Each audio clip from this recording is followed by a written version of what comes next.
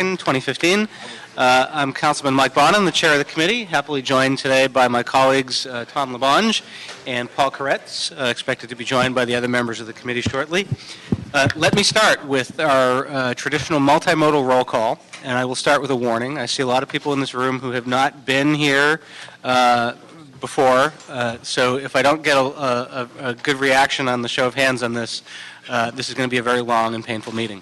So, since over the past month, who has used mass transit to commute to and from work? Well, that's a good show of hands. Let me break that down. How many by bus? Unfortunately. Okay. Train?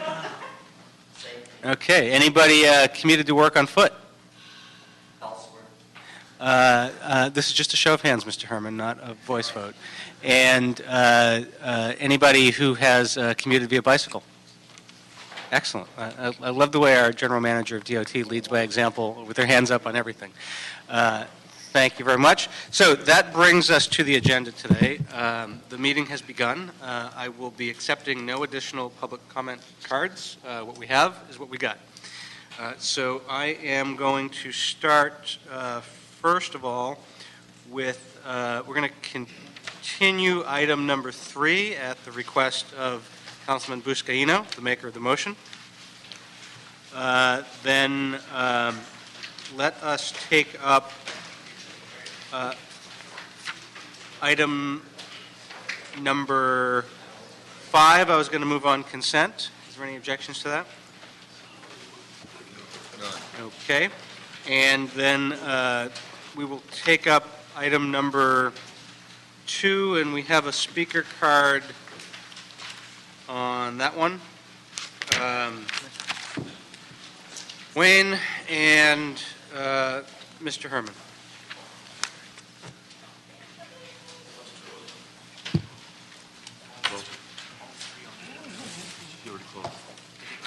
And before we begin, I believe that there's a technical amendment to this one? There's a typo for item number 2 and on item number 4, and we provided that information to the clerk. Okay, thank you. You go ahead, sir. Oh, yes. 1 minute public comment, please.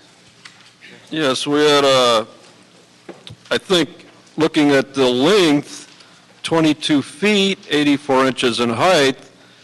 It's either to discriminate against truckers commercially that are stopping off the freeway to rest on their way to the port or back from the port, or they're trying to discriminate most likely probably on people living in their campers, homeless. That's because you're having what I like to call a middle-class genocide in the city of Los Angeles. So you're going to see a lot more people living in these mobile homes and in these cars. So they tried this same thing off the 5 freeway before they built all those new housings going off of Riverside Drive. So the only thing you're going to do is take these people out of one area and you're going to push them into the other areas, and this area is a poor area, so they're going to be pushed into the wealthy areas. Vote no. Sherman. Well, welcome, LA. As you heard, we're finding problems with parking. And at what point? At the point of discrimination. Today I hold in my hand the legal rights of persons with disability, and I find it excessive to be discriminating against people who are parking on the side of the street at a curbside. Some people can be disabled, but yet you'd rather discriminate against people with disabilities. Also, under the regards of ADA, I find it offensive that you take no exceptions to this rule. Buses, rapids, police cars, they do it. They park in the red, they park on the curb all the time here in City Hall. What about the people who really need it, the disabled? So before you take any action, which you all vote yes, yes, yes, whatever, I say to you that your private role here as racist, discriminating against the genocides of homeless people in the city of Los Angeles, I say reach out, United Way. Mr. Herman, your time is up. Do you have a motion to approve item number 2? I'm so moved. Moved and seconded, but that objection, that's the direction of the committee. As edited.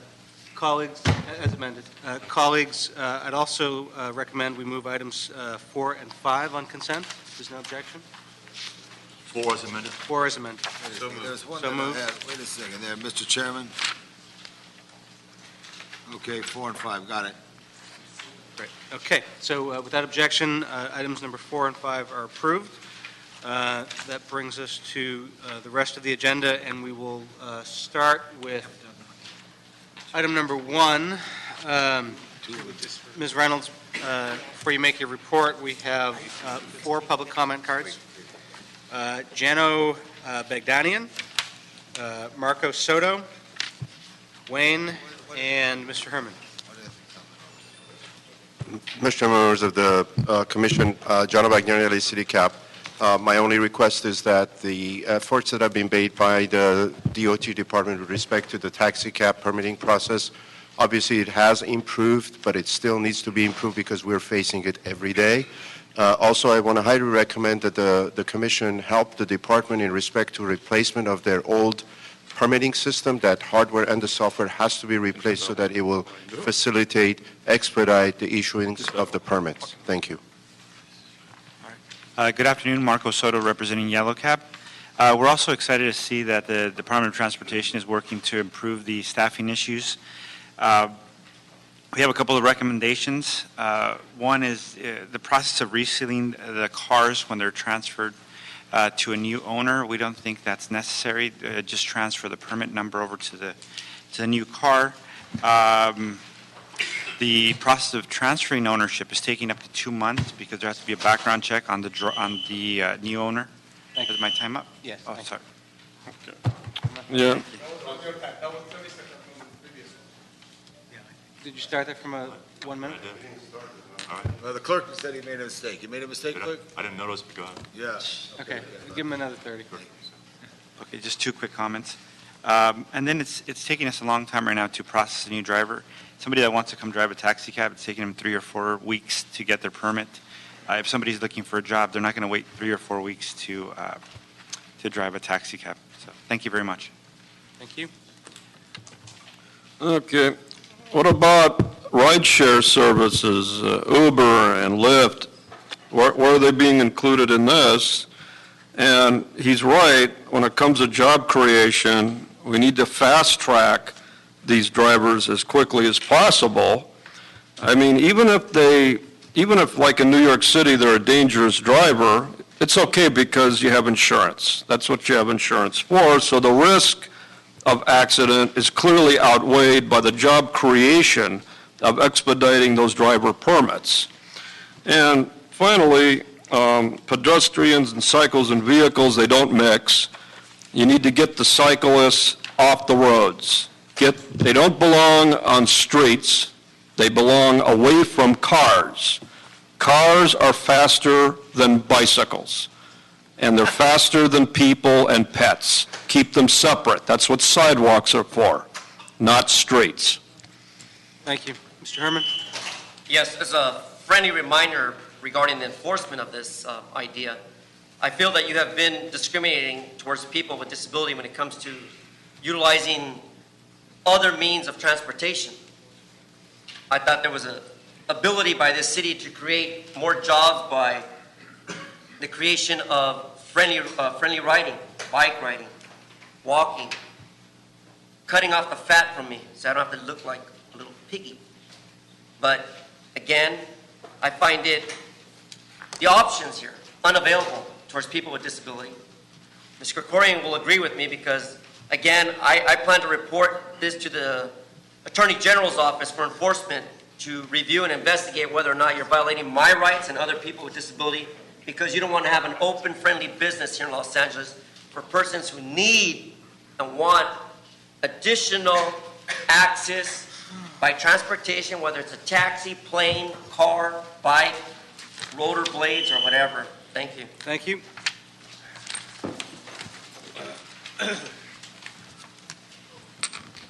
Good afternoon. Good afternoon, How are you? Mr. Chairman, members of the committee. Salita Reynolds, General Manager, LADOT. So the first thing I'm going to do, as we're trying to do once a month, is recognize some of the outstanding staff we have at the department. We have 3 folks here today from the Project Delivery Group.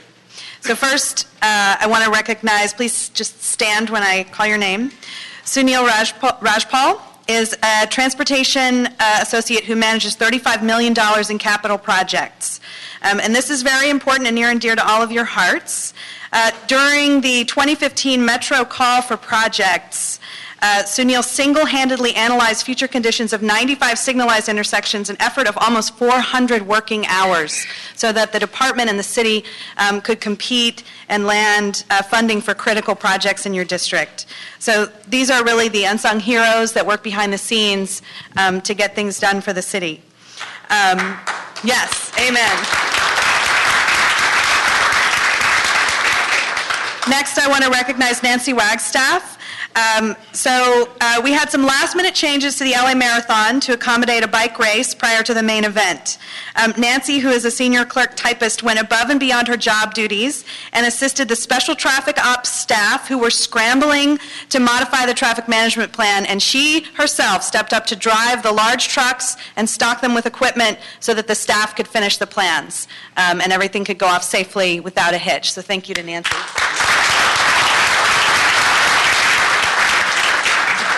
And last, I'd like to recognize Bakhtiar Billah. On Sunday, April 12th, we had a critical circuit board failure at the ATSAC video switcher. This is the nerve center for all the signals in the city. He used his creativity and resourcefulness to perform a very delicate emergency repair in a very confined space, restoring access to all 650 traffic surveillance cameras across the city. We are so lucky to have all three of these folks in project delivery at LADOT, and I'm proud that proud to be able to, and honored to be able to recognize them today. Thank you. Mr. Chairman. Yes. After you say something. Yes. Thank you very much to all three of you. Thank you, Salita, for bringing them forward. Thank you in particular for the work at ATSAC. I was down there yesterday, and antiquated would be a gentle word to describe some of the conditions down there. I'm very glad that you saved the system that day. We need a more global solution that hopefully we can take up in the budget process so that we're not at danger of losing all of our cameras because the roof is leaking. Looking forward to it. Mr. Chair, I just want to say, Nancy, if you could rise again, please, just for a second. So it's so important. In public service, there's people who are exceptional, and this is an exceptional employee. When you have someone who puts an impression on you, and I don't know when you were in the City Hall, that's over 20 years ago, she was the key receptionist for the Department of Transportation, and my MO always has been go to the department, and I would go up and etc. And Nancy was there to greet anyone who came there, and such a positive person, and that's what truly makes city employees special, especially one like Nancy, and I like it. Was it a stick shift that you had to move on, or was it an automatic? All right. But great job, Nancy. You're a superstar. Thank you.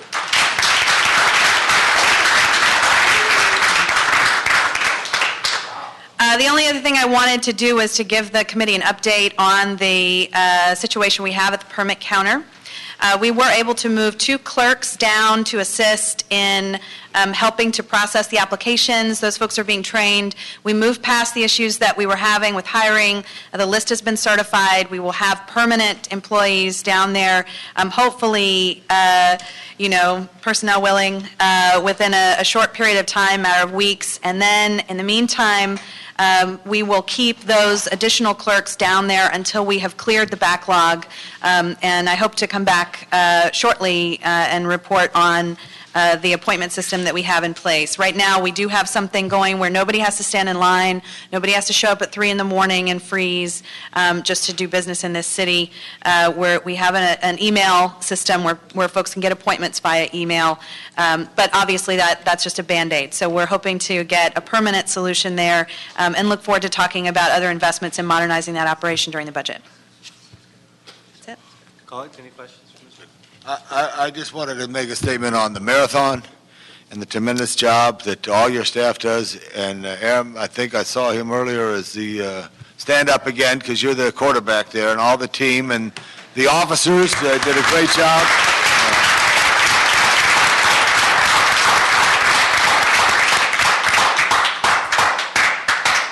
I agree. It's Aram's world, and we just live in it. So we're lucky to have him. Thank you. Thank you. Okay, next item is Item number 6. Item number 6 is a DOT report relative to authorizing the department to accept labor cost reimbursements, to expedite traffic control plan reviews and technical studies, and to establish a trust fund for managing such reimbursements.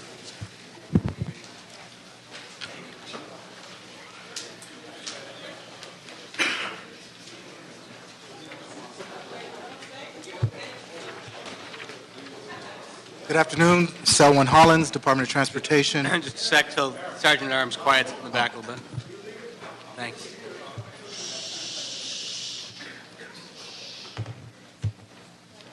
Go ahead. Thanks. Thank you. Selwyn Hollins, Department of Transportation. This is a request to do an ordinance similar to what other city departments have done, such as the Bureau of Engineering as well as the Planning Department, whereby to do certain types of work, they have an ordinance that establishes a trust fund to accept monies for staff to do the work and expedited reviews on an overtime basis. We have a growing demand of plan reviews and traffic studies and technical studies that have been requested as the economy has picked up, particularly among the utility agencies as well as developers. Our staffing is very limited, and we do have a small number of people who can do the type of studies that are necessary, and this will enable us to receive the monies in order to have front funding as deposits to cover the overtime as necessary. Okay. Your report mentions that DOT has previously received limited authority to accept payments to expedite. In those circumstances, how much time was actually shaved off the process for the utility company, do you know? Typically, when our plan reviews, to put it in perspective, in the last 15 months, we've processed, as in the report, 19,000 service requests. 33% of those are plan reviews. Typically, plan reviews are taking us upwards of 2 months to get it done because the volume is so high that they come in first come, first served, and there's different levels of complexity. By doing the work for the one utility company, they had a goal of how many plans that they prioritized the plans for us and how many they wanted to be reviewed within a week. So they were requesting that we review as many as 30. We were hitting maybe 2 to 5 a week. After we got things rolling, not only did we meet the 30, but we surpassed it, and I think we exceeded 60 at a couple of points. Just this last week, we completed 57. So it's difficult. When you say that the turnaround time, I would say if you were to measure it by time, we probably went from 2 months to looking at their priorities to, 10 days to get it done. And how does the department anticipate dealing with, if this is a popular and well-used program, having more of a demand than staff's overtime hours can accommodate? Yes, we would probably model after the Bureau of Engineering. What the Bureau of Engineering does is they actually have a set limit on how many they will handle during a week. And if it's beyond their capacity, then the other group would just have to wait till the following week. So we've been talking with them a lot about their structure and how they do it. They're in the same predicament as we are with limited staffing and a certain number of people who can do such reviews for their permitting processes. And they've been doing that for a number of years, and they have assured us that that has been an effective tool. It doesn't mean we still won't do the plan reviews and technical studies during regular hours as well. So we will always be doing that. But if there is a need for a high volume of demand, we would do our best to try to accommodate as many as we could. So this is for a quote for utility companies and developers for expedited plan reviews for ongoing complex projects. What is our definition of ongoing and complex? And utility companies are pretty clear, but what kind of developers are we talking about? Yeah. Well, in the ordinance itself, the ordinance doesn't state it that way, the draft ordinance. But as a recommendation, what we were looking at is among, for example, there's one particular utility company of the thousands that we have processed in the past year, there's one particular company that has the majority of those requests. And so we were kind of basing it off of them. there's so many that by doing expedited review, it helps take them out of the lineup and help some of the others as well. So really, we were looking at companies like that who are on a big growth demand. However, just like BOE, just like the planning department, anyone who was willing to pay for expedited fee, we would try to accommodate them. Well, the devil in this one is going to be in the details of the ordinance that the city attorney brings back. I've still got some questions about how we're going to define ongoing and complex and stuff like that. So this is only directing the city attorney to draft it. So there'll be some robust discussion, I imagine, when it comes back. Colleagues, anybody have questions on it? Mr. Labange. Yeah, there's a big question I have is it's all the same people's money with water and power, meaning it's all the city, correct? What do we do to help water and power be able to expedite their moves? Because sometimes on projects it does take a while to get together. And is it ever possible that we could embed your engineers at Water and Power on Hope Street so it could expedite the work? They have billions of dollars of infrastructure that's waiting to be done, but it's all a process. And sometimes it takes months and months. So this is a question that... Water and Power, Metro are two agencies that demand a lot of our resources. We are very limited in resources, as you know. So to embed in one group and give them exclusive use would take away our ability to help a lot of other. Let me ask a question, and I don't know how the board would feel. I believe Water and Power would pay you for those engineers, and maybe Metro would too, because it's the cost of trying to do these big projects. So I would certainly, and I'm looking at Ms. Reynolds, if you could meet with the general manager of Water and Power and say, hey, would it make sense if you reimbursed? Because that's the key to getting things done, is obviously if you have staff, but also knowing it's the city's money, all the water lines that the mayor wants to get done and council wants to get done and they want to get done, and yet sometimes it takes longer, than to walk from Hope Street to Main Street to get something done. No disrespect for anybody, but I just think there's an opportunity, and I certainly think, Mr. Chair, that as we look at the budget, that they look at some of these things. The reason why Caltrans is together with DOT is they thought we would be able to work better together, which I hope that is the case. So the more we embed, I think that for the public, it's the public agencies, because often sometimes there are squabbles between departments. I'm not saying there's anything here on issues that, it's still the people's money. So does anyone have a feeling of what I spoke about?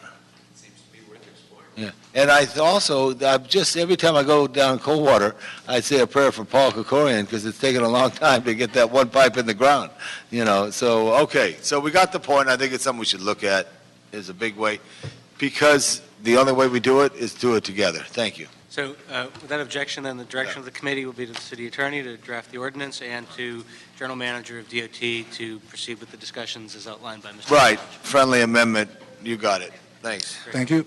All right, that's approved. Thank you very much. Next item is item number 7. Item number 7 is a Buscaino bond in motion requesting the city attorney to prepare an ordinance to prohibit parking of vehicles with for sale signs on Vermont Avenue between West 135th and West 140th Street. Before you begin, you can stay there. We have 3 public comment cards. Carmen Gutierrez. That's me, sir. Okay. All right. Then you're good. Wayne, and there's something else which is illegible. So just you and Wayne. Pass. Go ahead. We'll take Wayne first, and then you can Okay. go with the substance. Take the malcontent first. Yeah, selling cars on the streets is absolutely, for some people, necessary. I mean, you can't open a business in the city without going bankrupt, so a lot of people, they fix used cars and sell them on the street, and they put for sale signs on them. Every city and every state you go into, this is allowed. So now you're taking away the opportunity for the poor people in South Central and the south part of the city to buy an affordable used car. That's why you're doing this. You want to prohibit people from entry-level purchase of an affordable vehicle. And that is wrong. It's discriminating against the poor. So vote no on this and let these people do this. Thank you. Please go ahead. Good afternoon. My name is Carmen Gutierrez, and I'm a senior lead officer for that area that we're talking about along Vermont to 135th to 140. Approximately, there's about the minimum of 6 to 10 cars every single day there. And being a senior lead officer, I go to community meetings, and the community and the neighbors brought to my attention that it has been a nuisance for over 8 years, and they are just, they would like something to be done only because there's no way for them to park. And I have pictures of how they're parked along Vermont and 135th in that area, how they will love to be able to park in front, and it's just a nuisance because sometimes, they're checking out the cars for sale, and it stops traffic, and it's that area right there has been increase of traffic accidents. So maybe if we get those signs posted, it will deteriorate the traffic accidents in the future. Thank you. Mr. Buscaino's office, do you have anything you want to add? No? Colleague? Just get the deputy up here, sit, get him used to that. You got to learn, say something. On behalf of Joe Buscaino, so sorry. Is this thing on? I'm Joseph Campbell. I'm for CDC 15. I support this motion. Very good. That's good. I have to keep my job. Thank you. Item has been moved and seconded without objection. The item is approved. Thank you, Mr. Chair. Next item is item number 8. Item number 8 is a DOT report relative to the removal of reported abandoned vehicles from city streets. Good afternoon, Chief. Before you start, we have one public comment card from Wayne. Wayne? Okay. No, sir, you don't. There is a card in, but it does not indicate it's for the Transportation Committee. It says it's for Crook Korean. That card is not accepted, so you do not have a card for this item. You do not have a card for this item, sir. Please sit down. Please sit down. Good afternoon, Chief. Hello. Good afternoon. What you have before you is a report which includes up to March 31st, since it was postponed from the February meeting, with the statistics on our response to the abandoned vehicles. I also sent an addendum last week, which you should all have. I'm not sure to print it out in color for each of you, so I left one on the counter, and I left some in the back for anybody who wanted to see the color version, because the new graphs, you can track the progress a little bit better in the color version, and sometimes it prints in black and white. In essence, you can see that over from 13 to 14, our complaints increased by 12%, and we've been working on for the last year on our response time. Our response time decreased the first quarter of 2015. We're down to 3.1 days, and that's from first call, first complaint. It takes us 3.1 days to get there. Then we mark the car, and we have to come back. We cannot come back for 3 days, so at minimum of 6 days, we come back to check and see if the vehicle has been moved.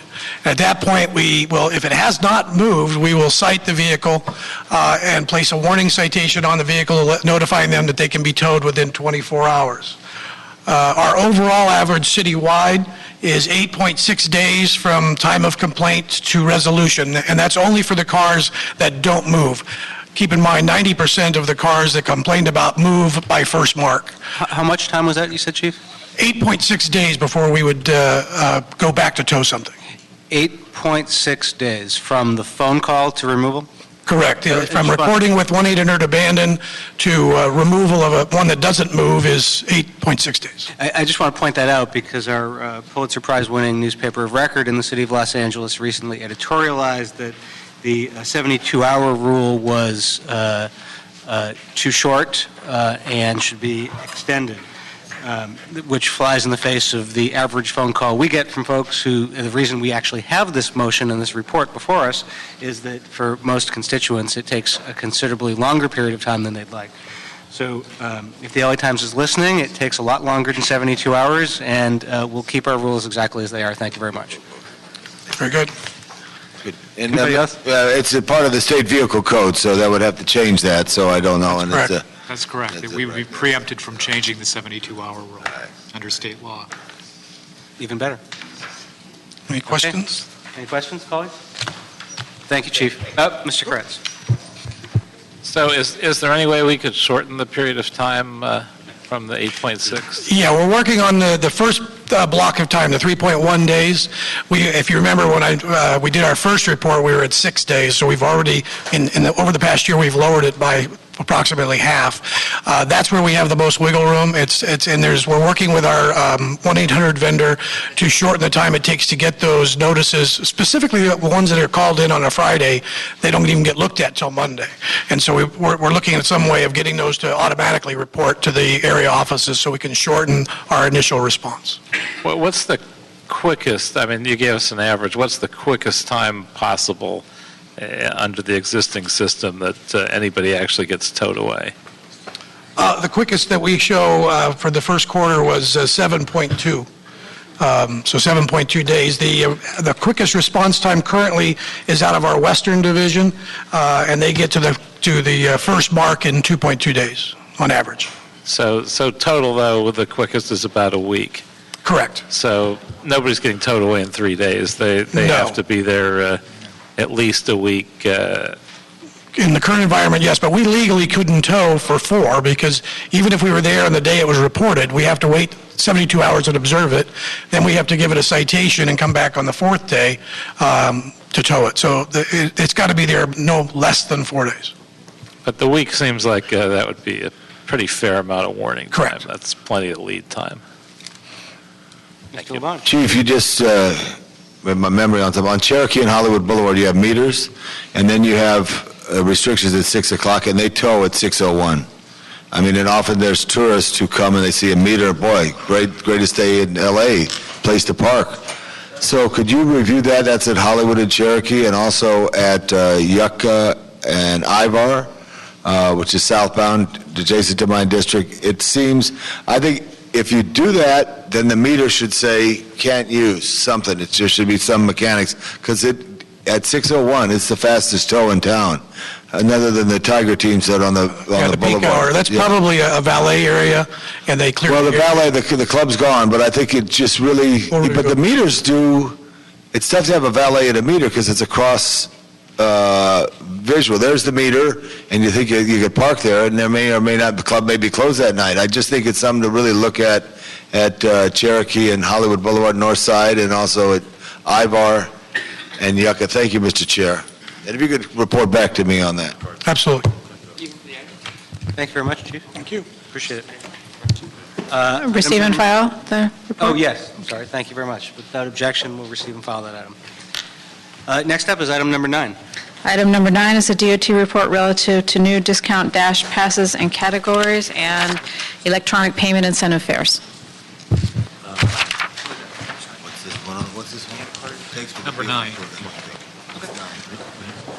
Dash fares. So the headline is, you're reducing fares. That's right. Where do you see that happening these days? Good afternoon, Jim Lefton with the Department of Transportation. I'm going to have Phil Aker with the LADOT make the presentation. Hi. As Jim said, Can you bring the mic a little bit closer? Oh, yeah. Thank you. LADOT is proposing to add some new dash passes and also a discounted dash cash fare to make dash more affordable and to increase ridership. And this proposal will shift riders from paying fares in cash to paying with the regional tap card. That'll speed up boardings and reduce variations in fare payment. And then just a little prelude about how people pay fare on Dash now. Right now, the cash fare is 50 cents. About 70% of the downtown Dash riders and about 80% of the other Dashes pay their fare in cash. You can use a tap card, and I brought along a little display. You can put an LADOT or a Dash pass, 31-day pass on there. You can use an Easy Pass, which is the regional transit pass, or you can put what's called stored value, and that's kind of like a debit card. You can put cash on your tap card, and then when you pay, it takes off 50 cents. So there's really not much of an incentive to use the tap card as opposed to finding 2 quarters wherever they're hiding in your pocket. Then we have a senior disabled Medicare fare, and that's 25 cents. It's half of the cash 50-cent fare. And you can use a reduced fare tap card. And that's, I think, the familiar yellow card that everybody has seen that looks like this. This is issued by Metro, and this is very nice for us because for all of the transit agencies in LA County, Metro handles these reduced fare cards. It takes us out of the business of having to determine whether a person is eligible. You can also, a senior can put money on this card, but once again, when they tap it, 25 cents comes off. So we're proposing to add some new passes, a 7-day rolling pass, and also a stored value feature to try to get people to use these cards. So when you have stored value on a tap card and you tap, instead of 50 cents, it'll say 35, it'll take 35 cents off the card. So we're hoping to migrate some people over from cash fare over to using the tap card. For the seniors, we really haven't had any discount for seniors other than the cash fare. So we're introducing a 7-day rolling dash pass at $2.50 and a 31-day rolling pass for $9. They'll also be able to use the stored value, and if they do, they pay 15 cents instead of 25 cents. And for the first time, we're going to start having a reduced fare for students. This is K through 12 and college and vocational students, and they'll be able to get this same orange card, it doesn't say senior on it, from Metro, and through their schools, they'll be able to put a 31-day dash pass on there, which will be $9, which is half the price of the regular dash pass. Why are we doing this? First of all, have you ever stood behind anybody paying cash on a bus? This really expedites boarding. And it decreases variation in fare payment among people getting on. What we've noticed is people start to look around in their pocket, and if they have 35 cents, they put that in. If they have a quarter, it's kind of pay what, we have some people that are paying what you like. There's a whole page in the report about the advantages of using tap rather than cash, but I'll skip that. The other thing is to increase dash ridership.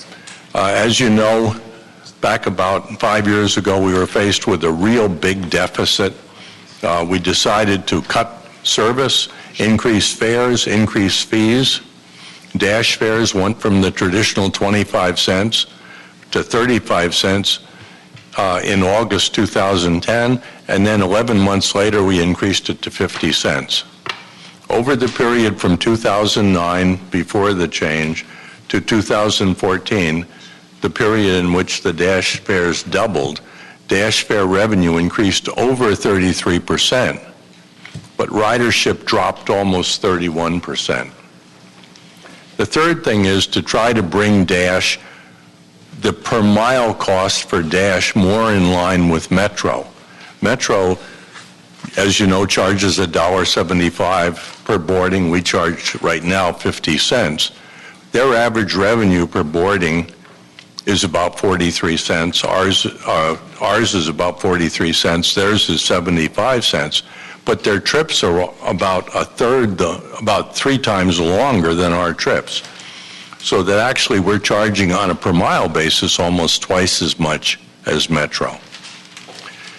Finally, the federal government now has a requirement that under Title VI you have to look at the implications of any fare change as opposed to any fare increase. And so in the report there are two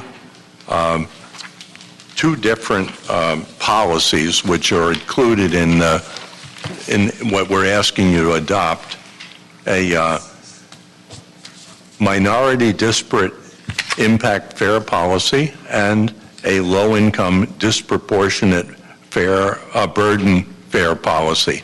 And what we determined after doing a fairly extensive fare analysis is that neither one of these decreases has a disproportionate impact on either low-income or minorities, because essentially our ridership we have a majority of minority riders and a majority of low-income riders.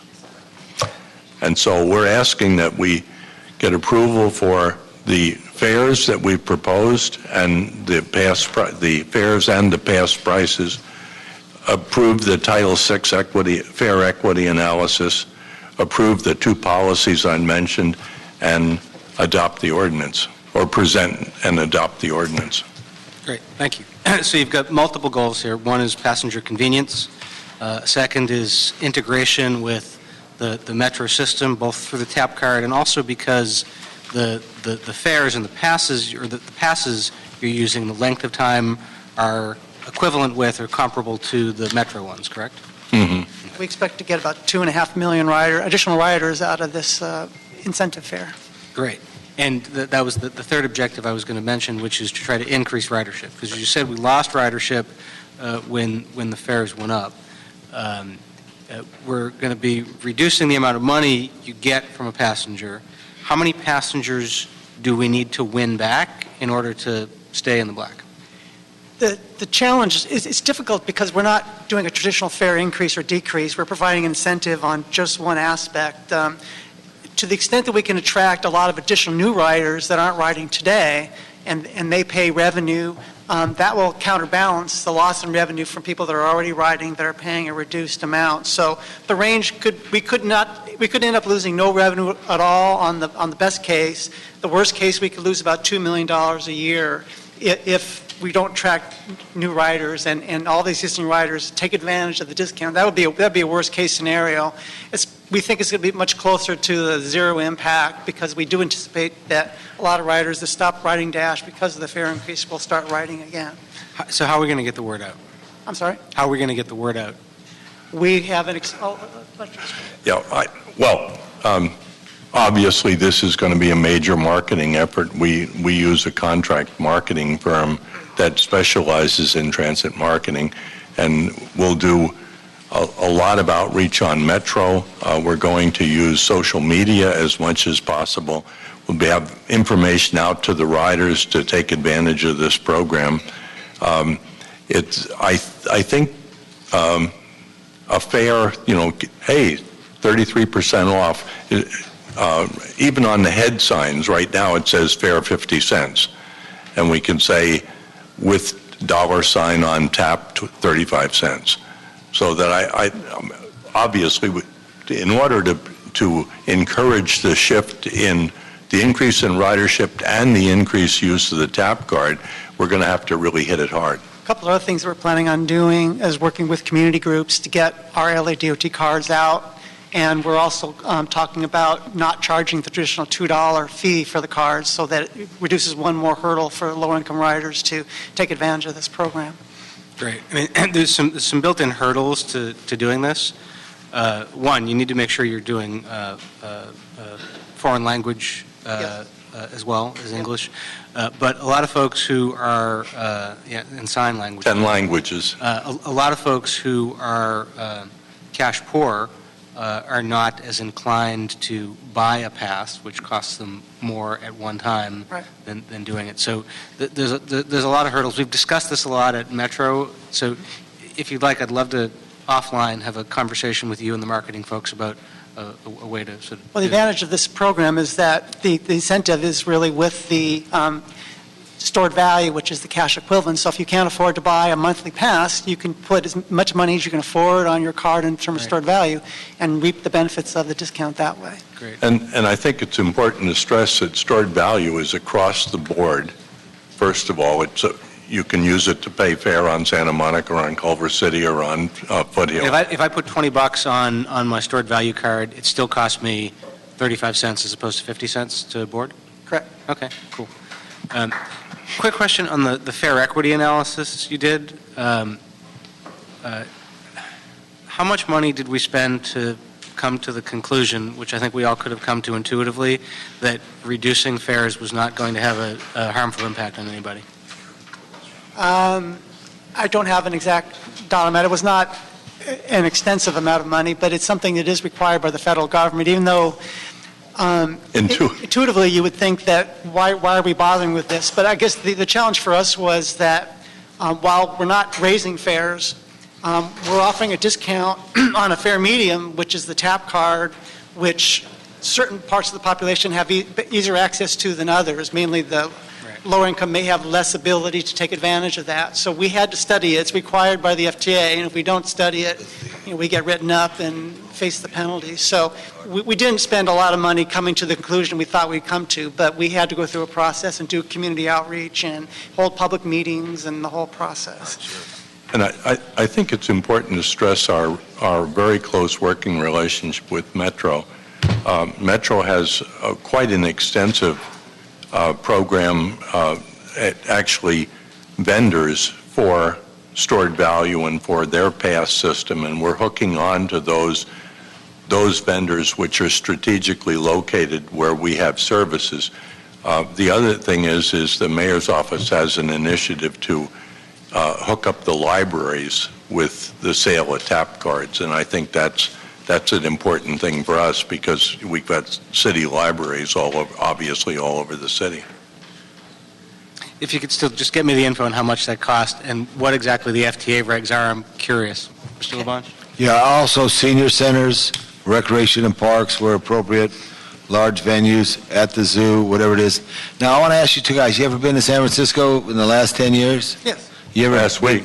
Last week. You were near Pier 39 at all? No. But you're in San Francisco. It's a regulated city, right? Right. So why can't you get an open-air trolley like I've been asking for 14 years, okay? And then you're going to get more riders up Beechwood or wherever they want to go because it's fun. You got to make transit fun. And it's a big, small blue box that doesn't say come in. They all got tinted windows. I can't heads. I'd like to see a list like the chief put together that shows how many people are on each line. You know, I want to see whether the ridership is, but why can't you do that? We, as we shared with your office, we did have a number of concerns with the open-air trolley, but we are pursuing that. We actually had an open-air trolley in front of our building today from a vendor that we're looking at, so Okay. we are pursuing that. Did you get it by June 29th? We'll do our best. Thanks. Mr. Corretz? Thank you, Mr. Chair. So you're looking at doing signage, I presume, on both Metro and Dash to market this, correct? No. Could you repeat that? I'm sorry, the door is making a lot of noise. Could repeat it.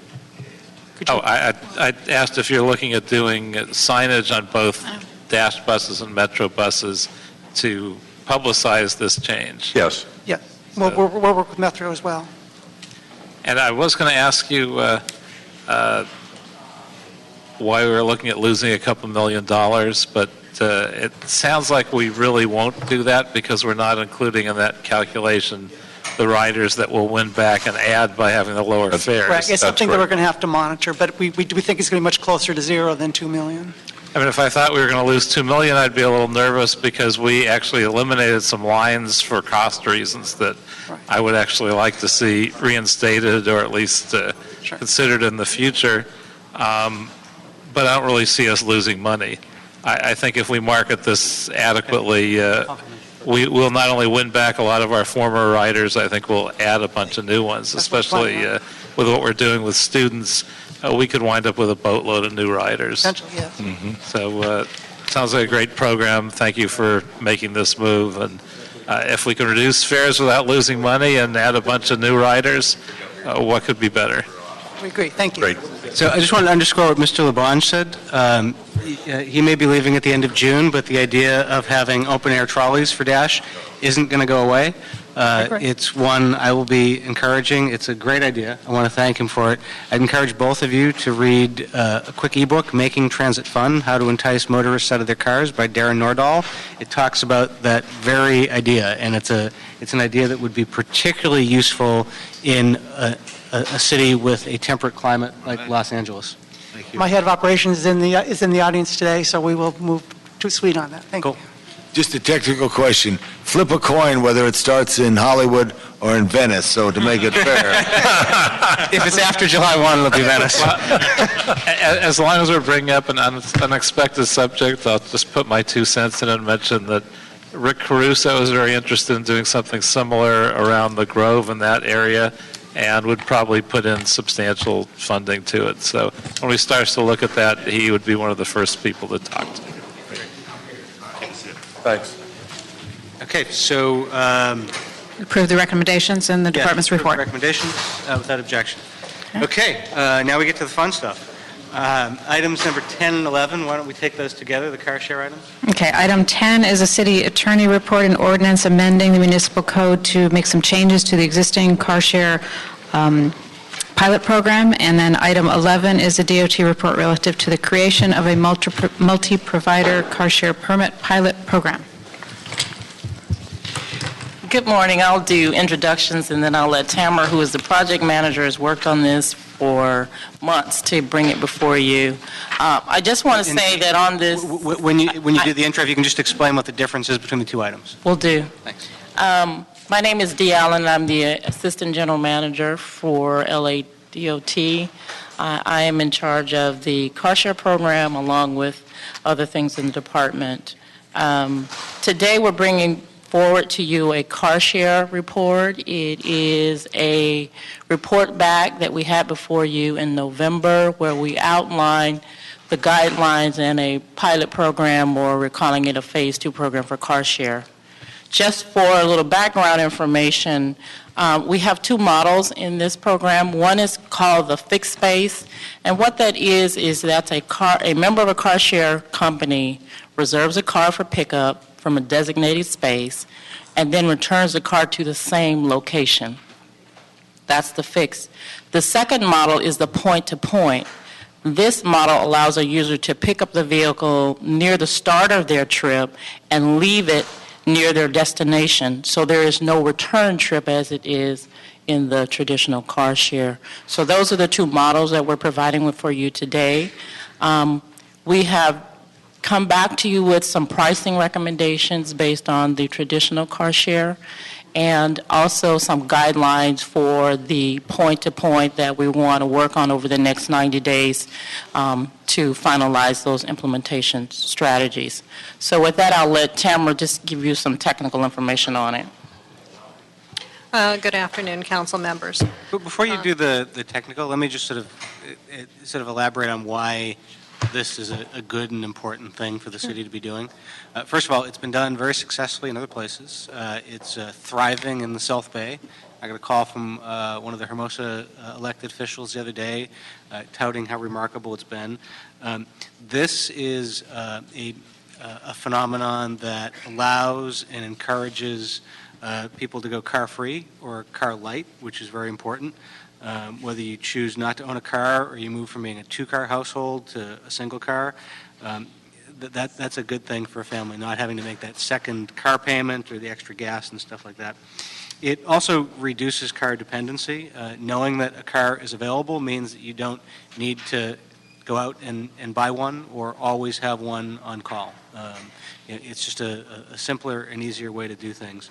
And it's also, importantly, an additional mobility option that does not require public subsidy, like investing millions of dollars in forms of mass transit. This is something that we can do. We can find a way to recoup our costs and give our constituents, our residents, another way of getting around without costing the taxpayers any money. So great idea. Now tell us a little bit more about the details. Thank you, council member. As Ms. Allen indicated, we're returning here since November when we initially approached the committee regarding some guidelines for the fixed space car sharing program. We have been working with industry who had some resistance to the initial pricing structure, which recommended a full opportunity cost recovery. We have met with them, we've met internally within the city family, and arrived at a tiered pricing structure where no meters would be essentially off of the table for selection by industry. However, the selection would be limited to meters which are $3,600 per year and under, would be in a tiered structure that is listed on page 3 of the report. Other meters, if they were higher valued meters, would be available to industry to select as well, provided they were willing to pay the actual cost of what the city would forego in meter revenue from those specific meters. We would have some space selection criteria which would eliminate items or meters and spaces that would be in anti-gridlock zones, somewhere that they could not be safely accommodated. We also have returned to council with, the committee with some recommendations as to a point-to-point structure. Since that is a more novel model for us, we would suggest rolling it out in a very small way, in maybe a very small area, so that we can monitor it, see how the rollout goes, see what we need to tweak, see what sort of resources that we will need in staffing, and before we actually go for a full citywide program. And let me just add that we are proposing these guidelines in this program with existing staff. To give you an idea, we're looking at 250 fixed car share vehicles over a 24-month period. And for the point-to-point, we're looking at starting out with 50 for the first year and going up to 200 within the 24 months. And that's really based on staffing that we have and what we can accommodate with existing staff, just as a background. And let me just ask a quick question about the selection of the spaces. I asked this in our pre-committee meeting deliberations, but I think it's important for my colleagues to know as well, is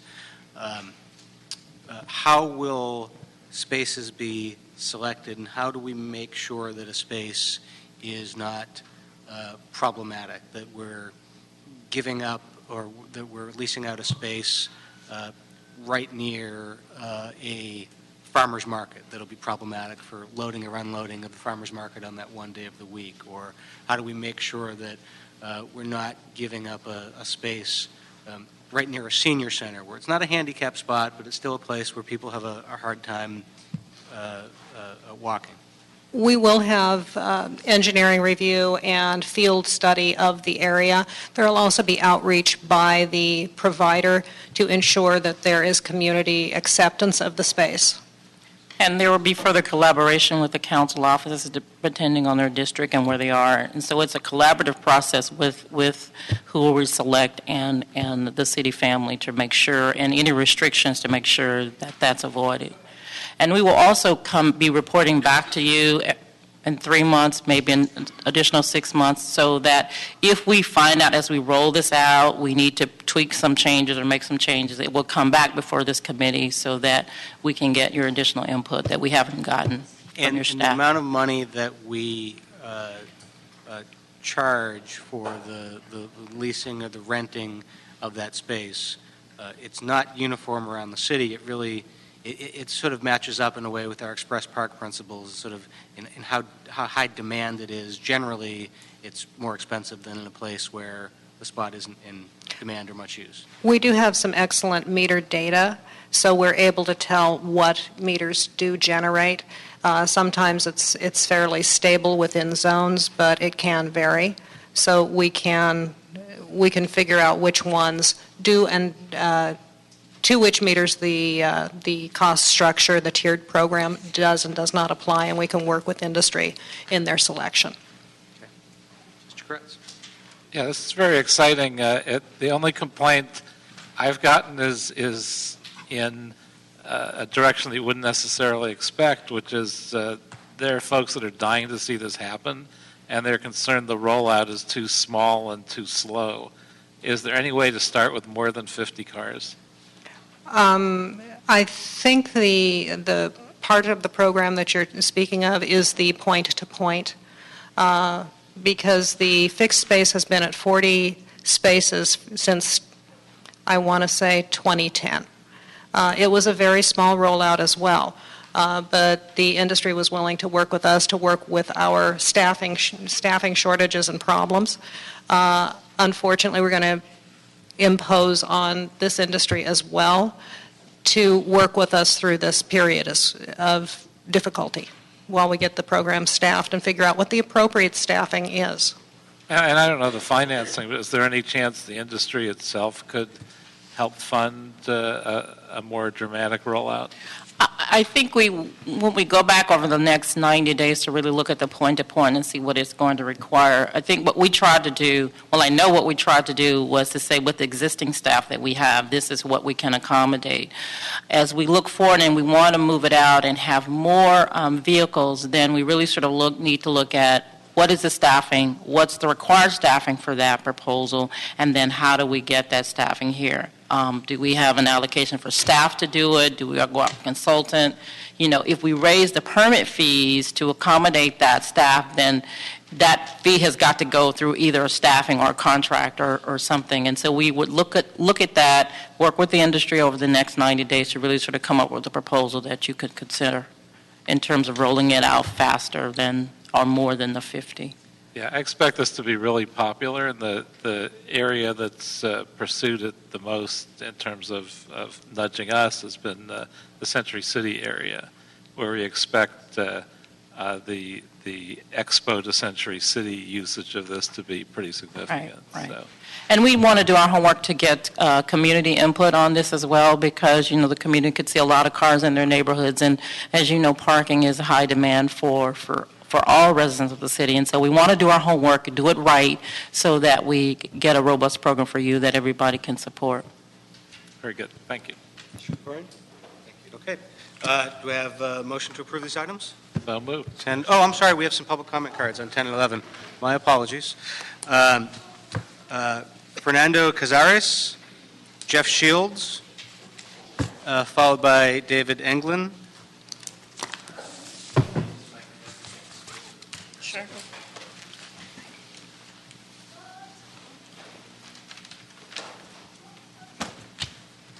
Which one is Fernando? Go ahead. Hi, good afternoon. Thanks for the opportunity. I want to thank and commend the staff for bringing you this proposal to create a multiple provider car share permit pilot program. We support the pilot program and ask that you see what they brought to you as a baseline, and we ask you to consider expanding the size of the program potentially sooner than the 90-day window that they've offered. Last February, we partnered with a couple of local partners, Move LA and Fixing Angelino Stuck in Traffic, and other national organizations to organize Live Ride Share that brought together over 300 transportation and transit planners or Metro SCAG in the city. We are very interested in exploring and using every tool available to you and to us to address the first last mile challenge of public transit.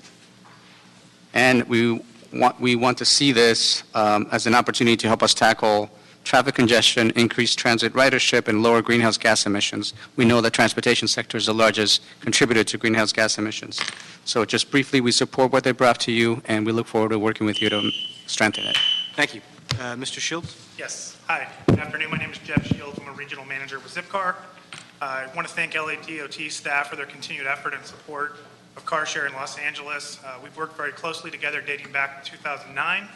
When we first began the pilot, we've enjoyed much success in the city and look forward to future success as well. I also would like to thank Ms. Reynolds, Paul Backstrom, and the Mayor's Office for their continued support and collaboration, willingness to work with us and to review best practices of what other cities are doing so we can move forward with this. Again, Zipcar fully supports the staff report that is being presented to you today and the recommendation to proceed with the tiered pricing strategy. We view that strategy as a win-win for all parties, and it will allow providers to an opportunity to develop a scalable and sustainable car share program in the city. We also greatly appreciate staff's effort to reduce the one-time conversion fees. So again, I just want to, on behalf of Zipcar, say that we do support this and look forward to next steps. Thank you. Thank you very much. Mr. Englund.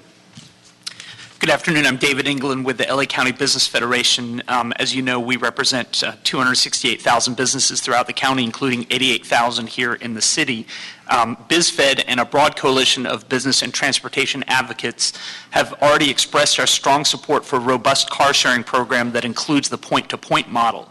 Point-to-point car sharing is a perfect fit for LA. It lets you make one-way trips to anywhere in the city, making neighborhoods more accessible and helping to close the last mile challenge by connecting more residents and visitors with public transit. While we appreciate the work that went into drafting the guidelines before you, there's still much work to be done. Unfortunately, the guidelines were developed largely without any input from the car sharing operators trying to do business in LA. There's significant issues with the proposed number of vehicles, the geographic area, the rates and costs, and LADOT wants yet another delay of 3 months before rolling out the program. We strongly urge LADOT to work closely with industry experts and car sharing firms to create a set of guidelines that will lead to a successful program just as has been done around the country. Thank you. Next speakers are Mike DeBonville, Hillary Norton, and Sarah Mitchell. Sarah, you have 2 cards and 2 different sets of handwriting, but I'll only let you speak once. Mike. Hi, my name is Mike DeBonville, and I work for Car2Go North America. And I first off want to thank the city and the department for releasing the guidelines for a free-flow point-to-point car sharing pilot program. We think this is an important first step in the right direction, and we're excited to get to work. I will say we are a little concerned about the amount of vehicles to service the small service area. What we have seen through our operations around North America, in which we have been operating free-floating point-to-point car sharing longer than anyone in North America, of cities as small as Columbus with 300 vehicles and cities as large as Vancouver with 750 vehicles. If you provide a service area where people can live, work, and play and go to school, as well as enough vehicles for that service area, that's when you will really see true impacts. That's when you'll see people shed cars, when you'll see vehicle mile travels decrease, and you'll also see increase in public transit use. Thank you. Thank you. Hillary? Good afternoon. My name is Hillary Norton. I'm the Executive Director of FAST, Fixing Angelinos Stuck in Traffic. And part of today's conference, Move LA, was specifically about how we're going to move people better. And we have long been a supporter of car share, point-to-point and round trip through our Mobility Hub program, which we worked with LADOT since 2009. We appreciate, since this pilot, when Zipcar was working with this in 2009, that this is a starting point. It's only a starting point. We got to start somewhere. This is going to have exponential absorption, though we know that because we've seen that in every city this has gone into. And so we look forward to having this be a baseline and look forward to working with the city on anything we can do to expand the number of cars and truly have this be a ubiquitous system serving all the needs of all types of employment and income levels, because we really need this to be a service we can count on throughout the city, and that requires a significant number of cars available. Thank you very much. Sarah. I will only take 1 minute, even though I put in 2. I'm Sarah Mitchell. I'm with the Valley Industry and Commerce Association. We represent 400 businesses in the LA area and surrounding region. VICA has gone on record with other business organizations and transportation advocates to support car sharing programs that include point-to-point models. Just as I was at the Move LA conference, it's no surprise that the city desperately needs a greater range of transit options that connect all parts of the city. And these larger scale solutions are in the pipeline, but who knows that in our lifetime at this point, they're not being created at a sufficient timeline that will fix this problem. And point-to-point car sharing is a proven model that will fill these gaps that our system currently lacks. 2 comments. One, just to mirror Councilmember Koretz, I'd like to see a quicker rollout that includes more vehicles in more parts of the area. And 2, I'm concerned about how much the Valley will be included in the pilot program and beyond. We're especially transit lacking, and so hopefully that's taken into consideration. Thank you. Thank you very much. Final public comment card, Wayne. No, Wayne.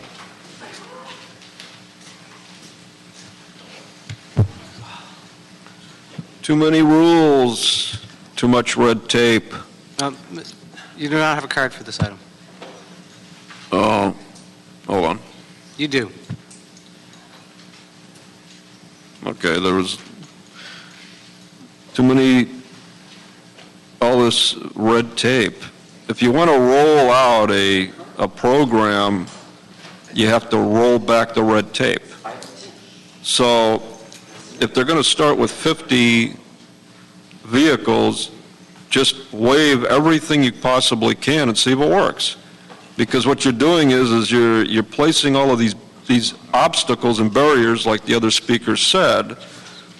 From a private sector standpoint, it's too much red tape.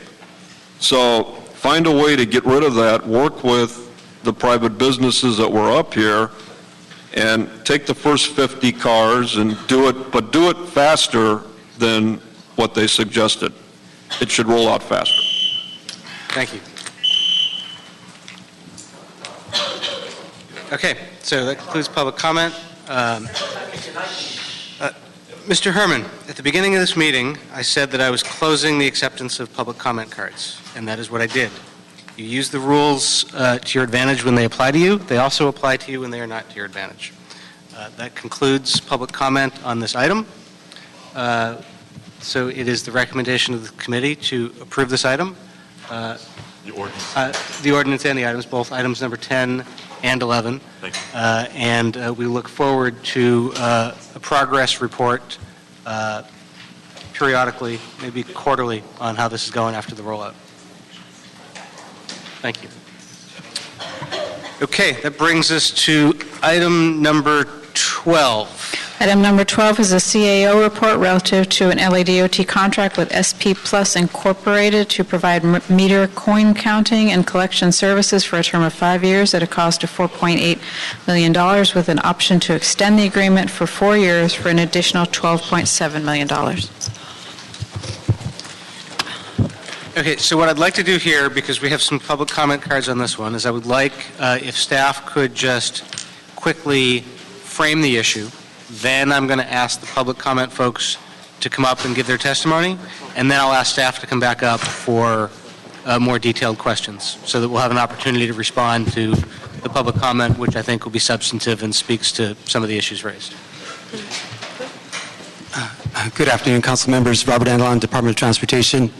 Before you is the report from the department as well as the CAO's analysis of a contract recommendation for the coin counting and coin collection award to SP Plus.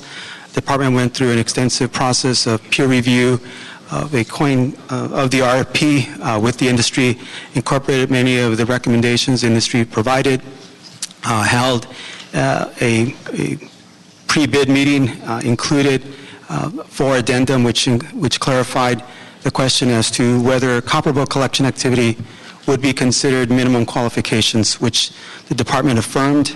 The panel then met, reviewed the information from the contractors and the bids, received last and best final offers, made a recommendation to the general manager, which was approved. Protest was provided by CERCO. The department responded to the protest. It was heard by the protest panel. It was considered by the Board of Transportation Commissioners, and now the item is before you. Okay. Anything anyone wants to say to frame it before I bring the public comment up? Well, I think that the concern was that there was an extended period of time. Just to address that at the outset, there was the staff that was associated with processing the Xerox contract was also responsible for processing this particular contract.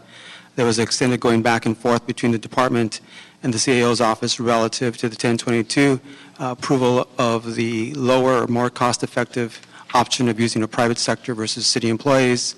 We worked with the labor union to place the employees. We have actually 5 employees that are currently on staff now that will be placed within the field operations to support the film industry, temporary signposting, as well as the 2,400 lane miles for the mayor's office. Okay.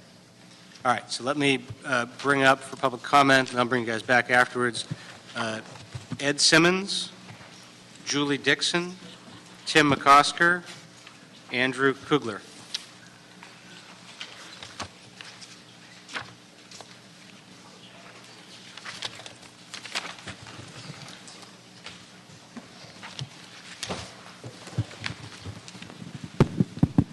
Yeah, 1 minute or two? Go ahead. 1 or 2? Yeah, 1 or 2 minutes? 1 minute each. Okay. Thank you, Chairman Bonner and members of the Transportation Committee. Really, all I wanted to say was just like the LADOT in its strategic plan, we're committed to the use of advanced technologies in all of our services. What we bring to the city is an integrated plan which utilizes GPS location technology with the tracking of meter access, provides a much higher degree of accountability for the parking meter revenues which the city desperately needs. SP Plus proposal also meets several of the mayor's back to the basics priority outcomes. This contract will help create jobs for Angelenos, will deploy innovation and technology to modernize the city, and help the city to live within its financial means. We will bring custom vehicles, introduce security, safety, live video feeds, and collection vehicles, enhanced locking mechanisms, and a customized mega crew collection vehicle for maximized resources. I'd like to just want to turn it over to our transition person. Hello, my Julie name Dixon. is Julie Dixon. I'm a sixth-generation Angeleno with Dixon Resources Unlimited, and we are one of the subcontractors on this service. We are a California-certified micro small business. We are also certified by Los Angeles as a women-owned business. And as Ed said, we will oversee the transition of the project from Serco to SP+. I personally have supported two of the largest parking operations in the country, including the City of Los Angeles, as well as the City and County of San Francisco, including the SF Park project. I have extensive background and experience with parking meter counting and collections, and I'm really excited to be involved with helping make the City of Los Angeles the most technology advanced when it comes to parking solutions. And we are here today to support any questions or anything you'd like to know about the transition or the project overall. Thank you. Thank you. Tim? Tim McCosker, Glazer Weil, representing SP+. I, too, will make it brief. This has been a long process, and I understand that that might cut either way for y'all. About 2.5 years ago, we put in the RFP. Shortly after the orals, we were asked to do a best and final. And we provided a BAFO 2 years ago. And every 6 months following that time, and I think you heard a little bit about this in the presentation by your staff, every 6 months we have stood by our BAFO. So the best and final offer from 2 years ago is our offer today. I imagine what I'm going to hear in a few moments is that despite losing the RFP, despite losing the protest at 2 levels, despite not bringing forward a 245, that we're either going to hear that the 245 or the protest issue should be heard again, or that this has taken so long that we should start over and try to get a better price. I would submit to you that putting out an RFP and maybe 1 or 2 years from now, suggesting that you'll get a price 4 years later that is anywhere near the price that you have today, which is actually lower per touch than you have today, is the chutzpah argument. Thank you. Andrew Kugler on behalf of Serco. We did have some substantive concerns with how the procurement was conducted, including some disparate treatment with how RFP requirements were applied to the 2 proposals. But the truth is, as Mr. McCosker suggested, too much time has simply passed for this contract to be awarded to either proposal. It's no longer a good financial deal for the city, regardless of who's chosen. It's been 2.5 years since the RFP released. The prices are more than 2 years old. A lot has changed since then. Use of credit cards at city meters has exploded, with the number of meters collected decreasing almost 20% since 2012. Why does this matter? Less collections means less collectors and less trucks, lower overhead, a lower price for the city. The bottom line is if you conduct this procurement today, you're going to get a better price. It doesn't make sense for you to go forward on these facts. You wouldn't walk into a Best Buy and buy a digital television and tell the salesman to give you 2013 prices. The prices have come down. Why are you going to do that when there's $28 million at stake? We urge you to reject the contract. Thank you very much. Next 2 and final 2 speaker cards are Wayne and Mr. Herman.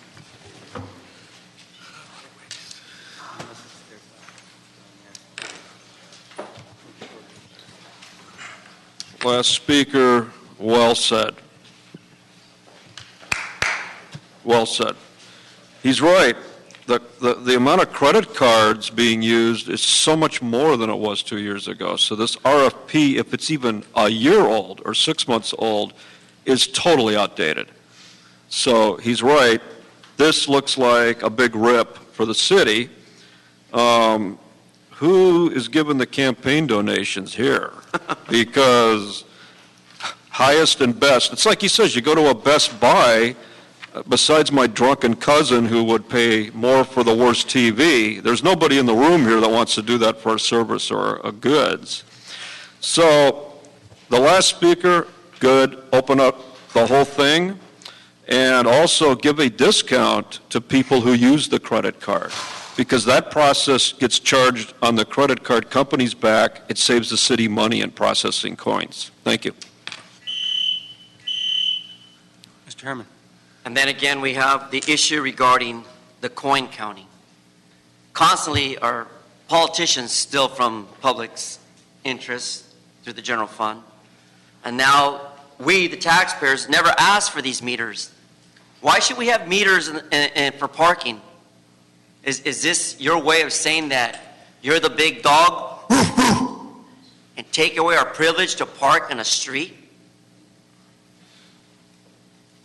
So do something about it. I believe every taxpayer today would come in here and, no, we don't want meters. We want to park on the streets that we, the taxpayers, paid for, the same goddamn streets you didn't repair and fix at the curbside for us handicapped people to get off safely.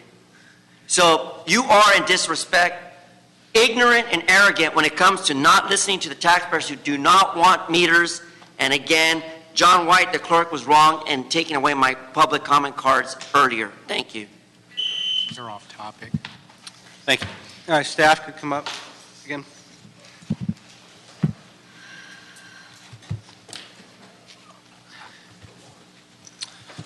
Thank you. So just to sort of reiterate from your presentation, what you were going for here was the best value procurement and not the low bid value, right? That's correct. I did omit that as part of the initial presentation. The department had requested a best value as part of the RFP that was circulated among all of the companies. Also within the RFP, there was language that allowed each of the respondents or advised them officially that if there was any error or omission, it was a responsibility of the vendor to point that out to the city, and then we would rectify that. Given that no one protested that particular part of the RFP, the best value stood as the criteria that was going to be used by the city in selecting the vendor. Okay, and before the RFP went out to bid, you had a peer review, and you gave all bidders the opportunity to protest the elements of the bid. That's correct. We had approximately 2.5 weeks where 13 bidders received a draft RFP. They were allowed the opportunity to review the RFP, to make any suggestions, changes, or revisions, which we then would review and incorporate as appropriate. And there were how many protests to that RFP? There was one protester. There was two companies that submitted information as part of the peer review. Once the award was made, there was one protest from one of the vendors. And who was that? That was Serco. Okay. And what was the nature of the protest?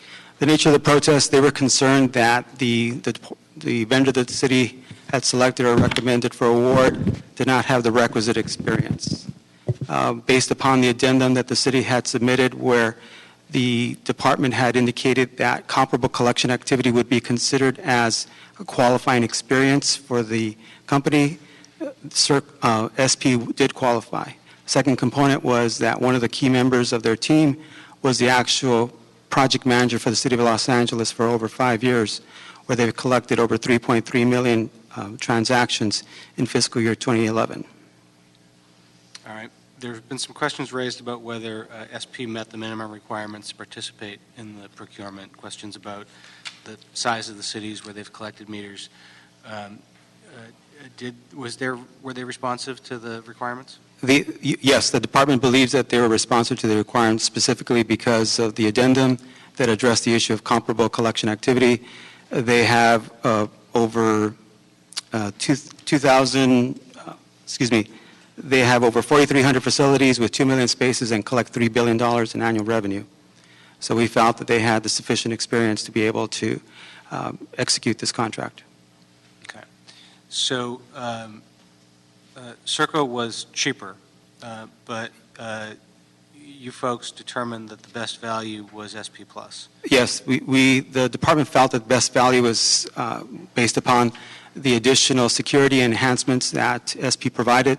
There would be GPS capabilities on all of the collectors, on all the vehicles. There would be 4 cameras within each of the collection trucks, which would be inside the cab, the rear of the truck, outward facing as well as rearward facing.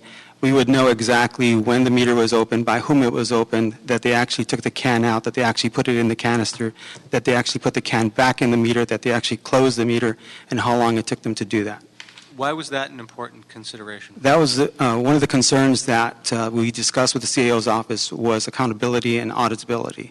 And in order for them to be confident that the department was making the right choice, we had to show that there was sufficient audit records that we could verify how much money was in the meter, how much was taken out and deposited into the canister, who did it, when they did it, and when they closed it.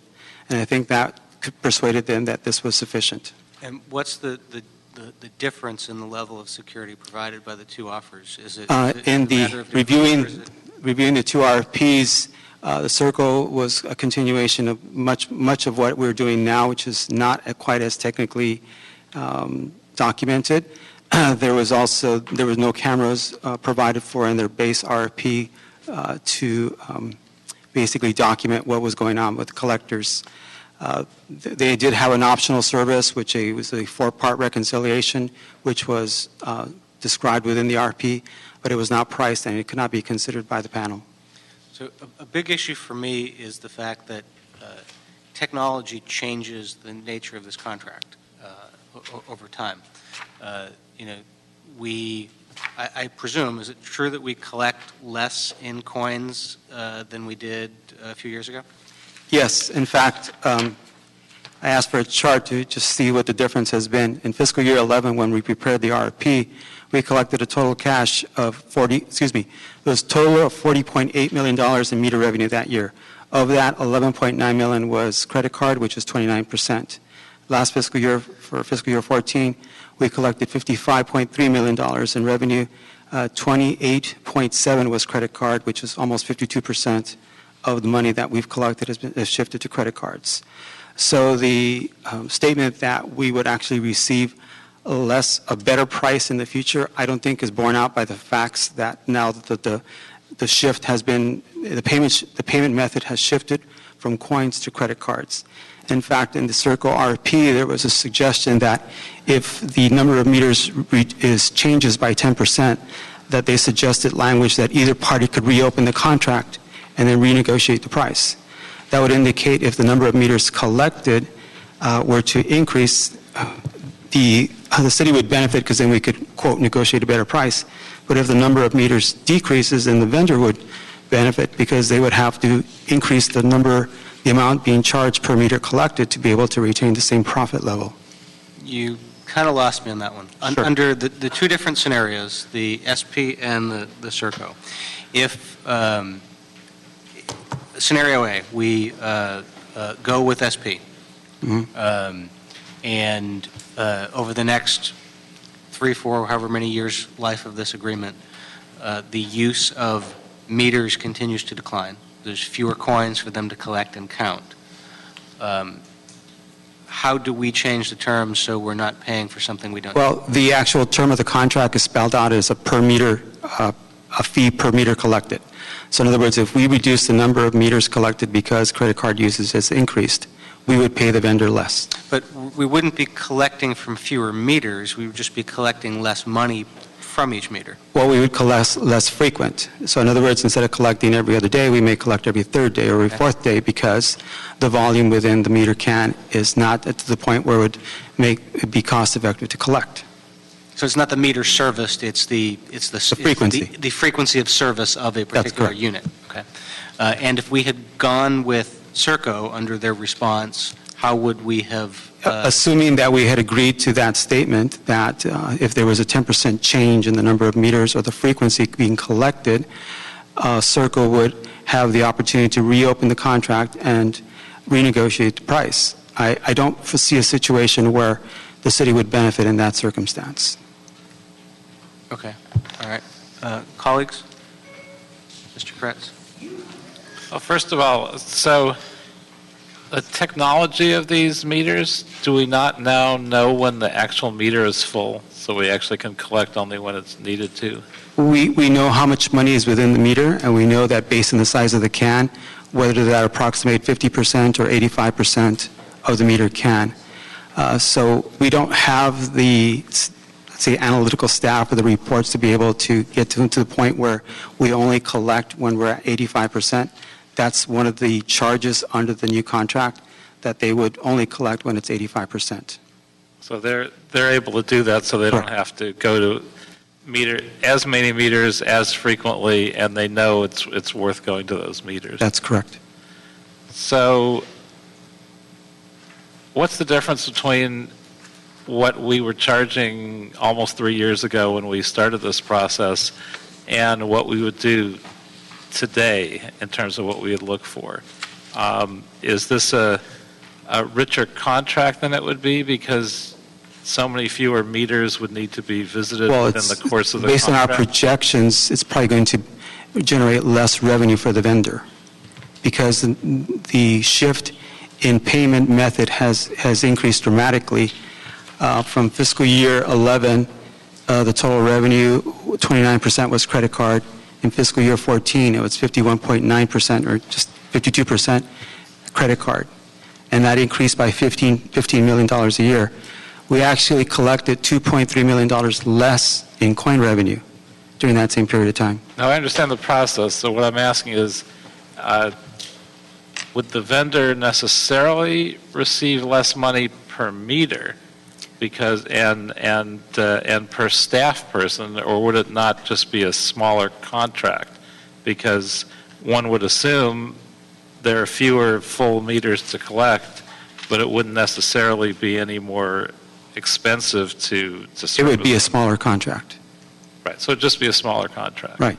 So the contract that we're looking at approving here, would that be too large a contract? Are we actually going to lose money because of the... No, we're not going to lose money. We're going to pay less. We're going to collect as much revenue or more, but we're going to pay less because the vendors will go out to the meters less frequent because the coins within the meter are not at the same level as they were 3 years ago. So it's still hard for me to understand the technology and the impact. So we're paying per meter. We're paying per meter collected. And they would go to fewer meters under this contract. So we're not paying them to go to the meters, the number of meters they were going to before. We would be paying them per meter. So we're going to pay for meter collected, and as we analyze and determine that some of the subzones can be collected less frequently, then the vendor will go to those areas less frequently, thereby charging us less. So if we were paying $20 million 3 years ago, we'd probably pay $16 or $17 million because there isn't as much work and the contract adjusts for that. Correct. So that's my concern, that this is a very unusually outdated, stale contract. So are we, can we lose money because we're approving an outdated, stale contract and not going back out? No, we would not be, with all due respect, Council Member, we would not be losing money with this particular terms of the contract. The terms of the contract were bid when there were more coins in the meter, there was more frequency being collected from. So based upon that, both vendors had the same information and arrived at the same calculations and made their last and best final offer.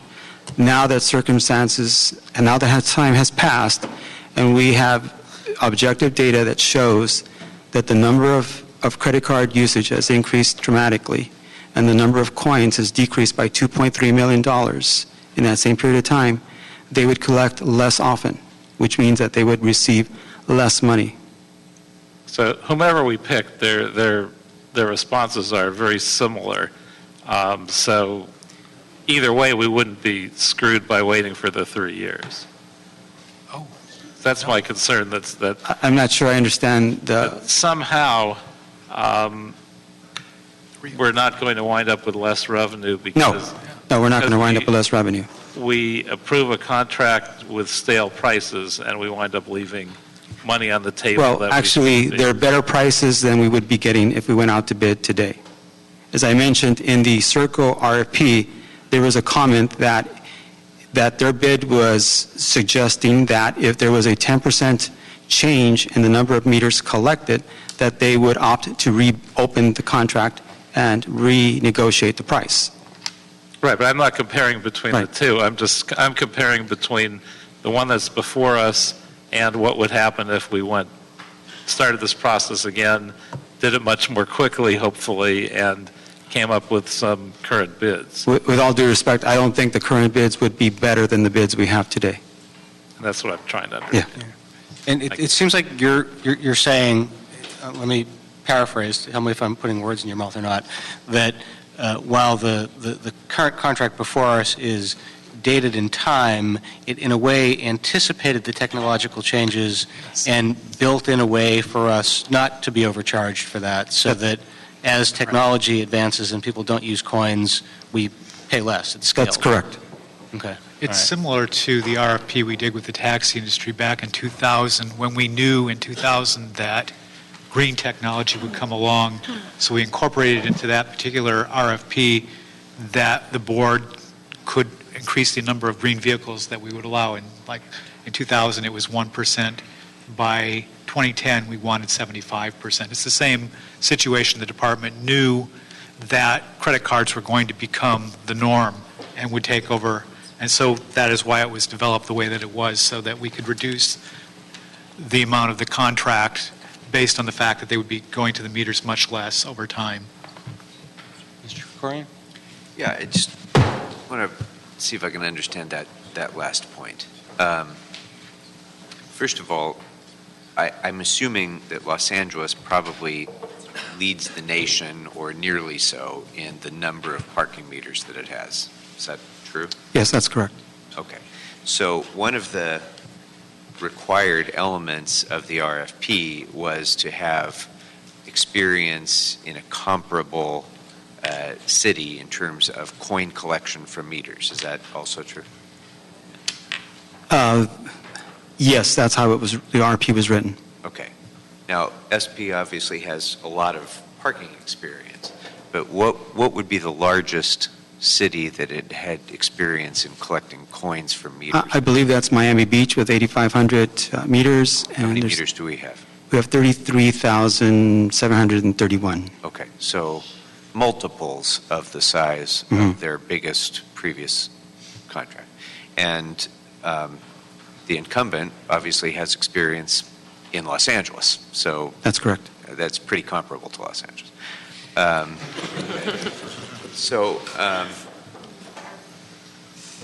Here's the concern I have about the technology changes and the staleness of the I don't want to say staleness, but the age of the RFP. There's probably not that many companies in the world that would feel that they have enough capacity and enough experience to be able to even bid on an RFP for a city the size of Los Angeles. There's a built-in reduction in the amount of bids that we're going to get, right? Yes, that are financially capable and have the programmatic experience and staff to be able to execute this contract. But as credit card charges become more commonplace, and the workload gets reduced because of that, presumably there's additional bidders that then might feel that they could qualify to bid that might not have been the case 3 years ago or 4 years ago or more. Again, it depends on the financial situation of those other companies. It would be speculative on our part to assume that there would be more. That's kind of my point, is that we don't know what the marketplace might offer up. If we were to, for example, start from scratch now with a lower baseline because we have more use of credit cards, there might in fact be more bidders that aren't even that didn't even participate in the last RFP, because now they might be able to, because there's less of a workload than there was 3 years ago or 4 years ago or 5 years ago. That's potentially possible, but I think it's more likely that each of those companies would have to bid a higher price knowing that they were going to collect less frequently to be able to recover their capital cost. Okay. But again, isn't all, I mean, I guess isn't all of this just completely speculative? I mean, isn't the answer to that to let the market prove it to us? And well, I think that the only with all due respect, the only comment that I would make is what was written in the RFP, which is that Circle's response did indicate that if there was a change of 10%, that they would request that they have the option of reopening the contract. I don't see them reopening it to lower the price. So I think that more likely they would reopen it to increase the price because they're collecting less. But why? I mean, first of all, it's a bilateral reopener. Either That's the correct. city or they could reopen. If there's less of a workload, isn't the point of a clause like that to anticipate that, yeah, there's going to be less of a workload, less need for personnel? Maybe it does call for a lower price. But regardless of what that contract clause says, that's a different point that I'm making. The point that I'm making is that with a lower workload, there may in fact be lower cost options out there that we haven't even considered yet because they didn't bid. Well, again, that would be, there was 13 companies that received the RFP. We had a pre-bid conference where many questions were asked, and everyone was encouraged to bid. So it just depends on what the financial footing of those companies are today and whether they have the capacity to be able to put together a team and to come in and present enough information that we would be persuaded that this company, which would have less experience than other companies, would be considered the front runner. Okay. All right. Let me ask you about the local preference, because Serco obviously has been the incumbent. Mm-hmm. They've been doing business here. They're a local business, and apparently they messed up and didn't establish themselves administratively as that. Is there Mr. Chairman, I'm trying to talk with people who can answer my questions, and Mr. Herman is behaving with antics in the first row. Mr. Herman, this will Please be tell him your to sit this still, will be your last warning. quiet, or leave. If you make gestures that are disturbing to members of the committee or make more noise to disturb this committee, this is your last warning. You'll be escorted out. Thank you. Now, if Serco had in fact established through that administrative process that they were a local business, they would have been the prevailing bidder. Yes, that's true. Okay. So what is, I mean, I really don't know what the legal issues here are. If there's I think it depends on whether it's a technical error or not. Is that right? Whether somebody It would have to be a very minor technical error. supplement their bid package later, or whether we can consider such a thing. In this case, they could not. That They was a could not. material part of the RFP process. It was spelled out specifically in the RFP that you needed to submit that information. So if we allowed a bidder to do that after the fact, after the RFP closed, we would basically be prejudicing all the other bids. Okay. But we could, if we chose, to reject all of the bids. Yes, you and have the start process opportunity over. to reject, either approve it or reject the contract. Okay. Would it be, given this situation with the change in the amount of workload, again, sorry if this is a kind of a basic question, but can we ask for a second last, best, and final, given the changed circumstances from all of the participating bidders? To answer that question, I don't believe that there's any authority to ask for a second last and best final offer, but we would have to do additional research to confirm that without any question. I mean, unless the CEO has any information regarding that, I don't believe a second last best final offer is consistent with city contracting policies. Yeah, it would seem odd because it's obviously not last if. Right. I don't know that there have been do another last, but. And I don't know that there have been any facts that would establish that that wasn't already taken into consideration by the department when they issued the RFP. They knew full well, as I said earlier, that, and as Mr. Andelon has testified, that that amount of work was going to reduce, which is why the RFP was set up the way that it was, to take that into account. And they did, and it did, in fact, play out the way the department anticipated that it would. It's much like the parking citation processing contract, where if the number of citations processed decreases, the city pays less. If the number of parking citations increases, then the city pays more. No, I get that, but I guess the question that is unclear to all of us is we don't know how much less from any of the bidders or any prospective bidders. It'll clearly be less than what it was, but that's not the issue. The issue is, will it be, since it's a different model essentially, different elements going into the calculation that each bidder is making and determining what their cost is, it could very well be that one bidder might be much less, one might only be a little less, a third out there that we don't even know about might be less still. And that's the part that I think we're all kind of guessing about, given the fact that the variables are changing and we don't know what the marketplace will bear right. Well, I think from looking at it from the perspective, I've been doing this for a number of years, this is a situation where actually the city is in the best leverage point.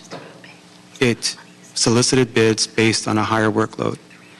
The higher workload determined a certain amount of revenue to be returned to the vendor. Because the workload has decreased, the revenue that's going to be returned to the vendor is going to be less. The city will pay less eventually. So it's in the best position that it's been in a long time. So let me ask maybe a couple more questions, and let me give you sort of my thinking on this. Contracts, when they get appealed or whatever, they come to us, it's always one of those sticky situations. It's very easy for me in almost any circumstance to sort of try to substitute my judgment for staff's. And I'm reluctant to do that generally unless I hear or I'm convinced that something was wrong with the process. I haven't heard that there was anything wrong with the process. There are certainly things that people can quibble about, but I haven't heard anything that makes me think it was a flawed process. I'm somewhat sensitive to the argument that this was 3 years old and technology has changed, but I'm also concerned about how long it would take to do the new RFP process, how long the whole thing would take, and how much technology is moving so rapidly. I mean, I'm going to buy the iPhone 6 in 2 weeks, and it's going to be outdated in 10 days. That by the time we award the next one, that it's also going to be outdated. And I'm somewhat comforted by the fact that you sort of anticipated in this that there's that we pay less if we're collecting less, because I think that trend will continue. I'm also concerned about when we have an RFP process, restarting it again, because I think that sends a not great signal to people who go through the process of bidding. So I'm inclined to stick with staff's recommendation on this. One concern I have about not sticking with staff's recommendation, and if we did an RFP process again, I'm particularly sensitive to the fact that I think most of our civilian departments in the city, even some of our law enforcement or public safety departments, are ridiculously understaffed and are gutted. And I'm reluctant to give staff more work when they've already done that set of work, because we're going to be giving them more other stuff. Salita, could you talk about the workload impact if we started this over again?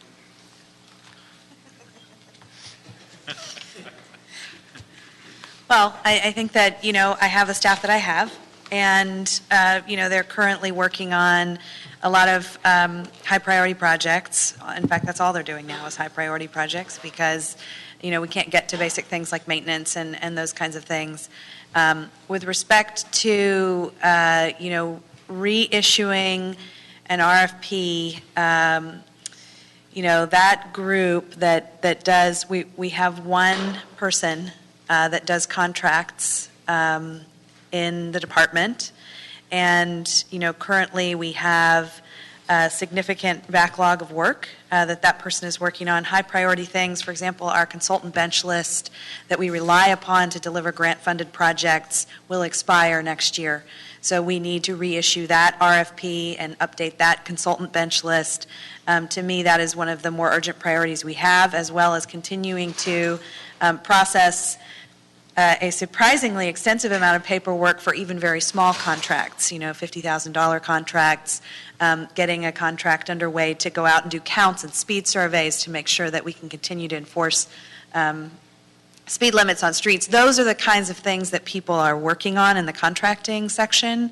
So, the best case estimate that I've been given for a full RFP is something on the order of 18 months, beginning to end. And, that's an average. So, could swing either way, is my understanding. It's not unusual for a city. But that's why I would be, a little concerned about reopening the RFP and pulling staff off of some of those other contracting efforts that we have to put them on this effort. I also think that we have a huge opportunity here in the department to put staff resources where they are really desperately needed. The folks who are in the coin room now, being able to have them go out and do work on deferred maintenance, work on, temporary signposting for keeping the film industry thriving. That, to me, is one of the most exciting pieces of this, and being able to take those 5 folks and put them where we are just dying out there. So that would be my other concern I would raise, is that we would defer that until we sort of went through the process again. That's a good point.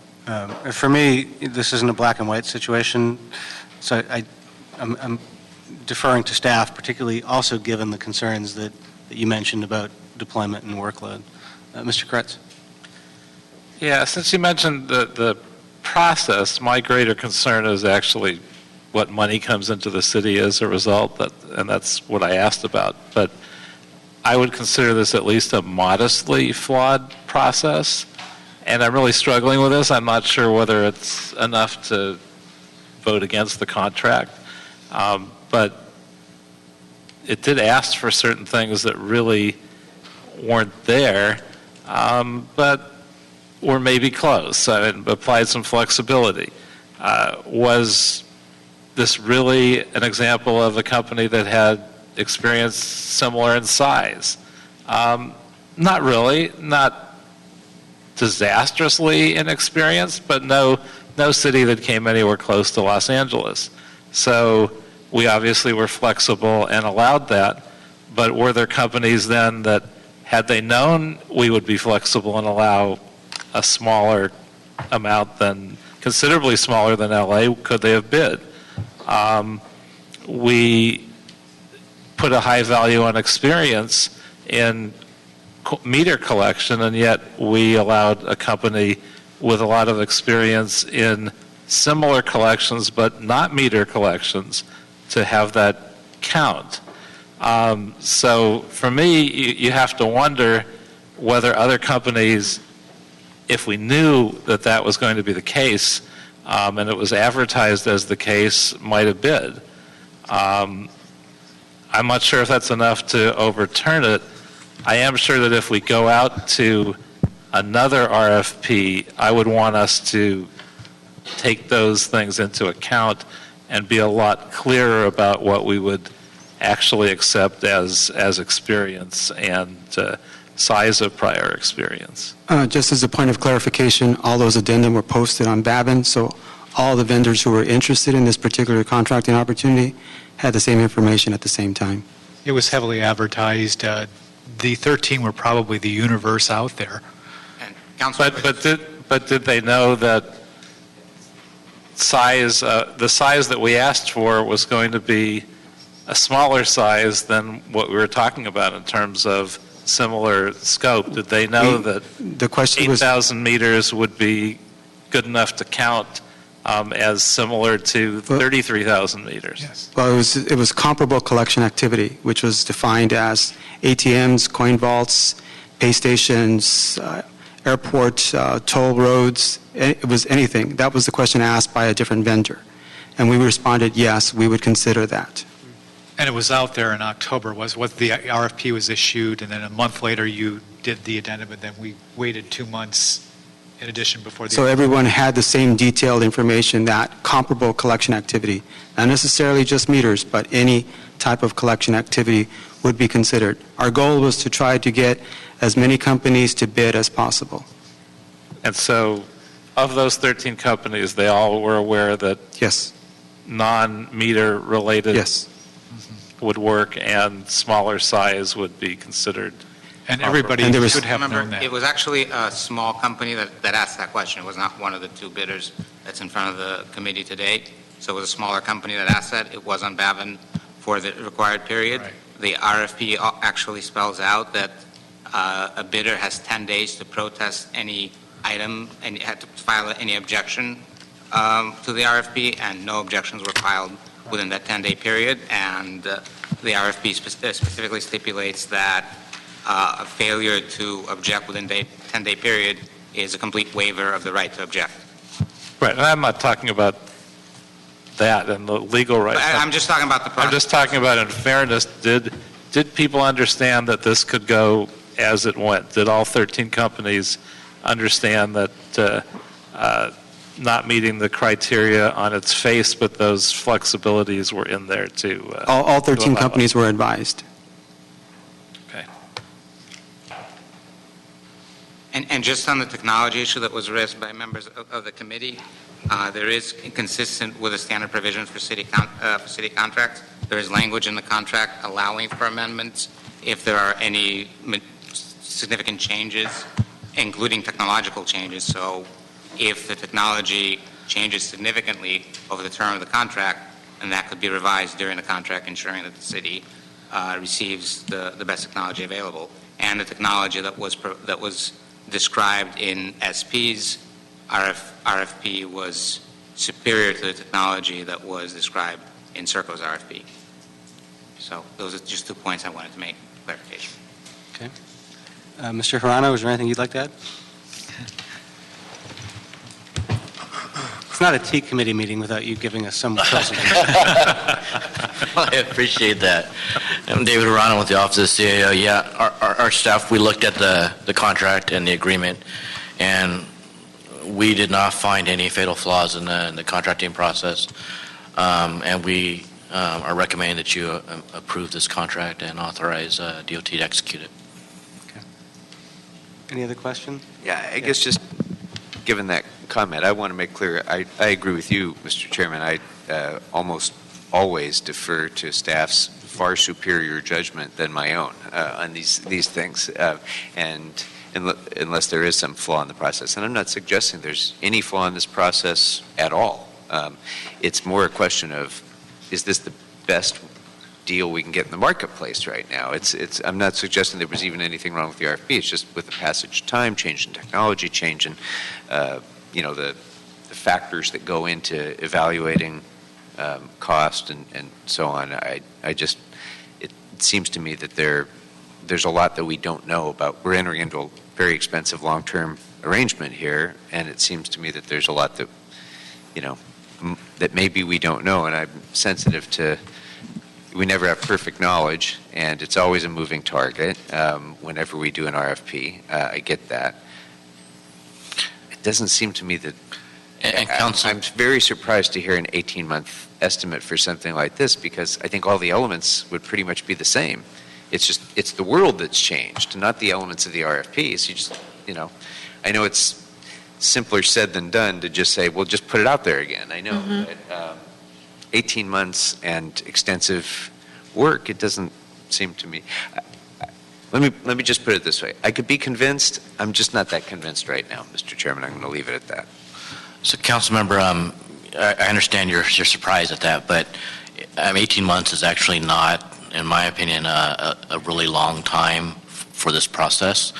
What we see throughout all the departments is all the departments are dramatically depleted with administrative staff that have experience at this process. I know that as well. As you know, right? And the process itself is very cumbersome, and I think a lot of people think at some level it is probably broken and needs fixing. It is.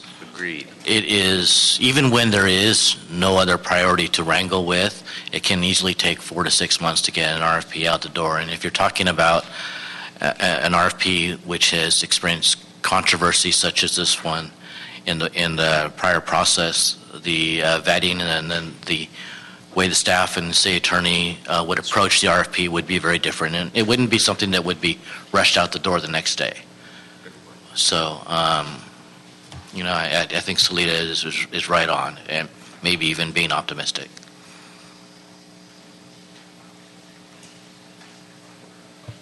I'm a glass half full kind of person. What can I say? You took the job running DOT in LA, you must be. Take no position on your statement.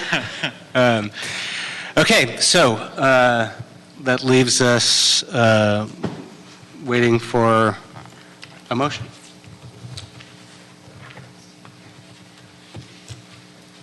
As chair, I can't make one, right?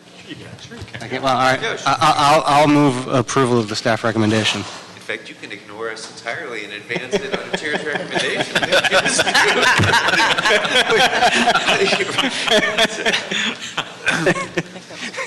Well, so I'll move that we approve. Is there a second? Do you need a second? You approve it? Okay, so we can move it forward as a... I think for now I'm going to be a no. Okay. But, as I say, I can be convinced. I'm not wedded to this at all. I feel like I want to understand the marketplace a little bit better. So. Okay, all right. So is that a 2-to-1? I think I would be a uncertain and unenthusiastic I, and I'm probably where Mr. Krikorian is in terms of trying to be convinced one way or the other. It's as close to 51-49 you can get with any people. I think that's about where I am. I'll quit while I'm ahead, and we'll move it forward with a questionable and unenthusiastic second. And I am sure that there are enough lobbyists in the room that will be talking to the other 12 members of the council that this conversation will continue. Thank you. Before we conclude, we have one public comment card, Mr. Wayne from Encino.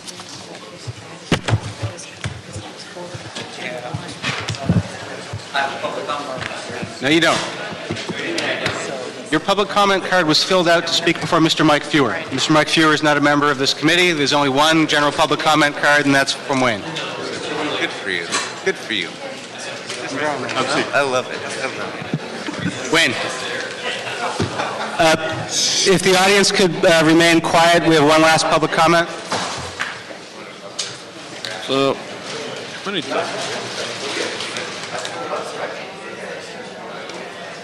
Can he have his comment card? Folks, can we please have quiet in the room? He filled it out. Anyway. Thank you, Wayne.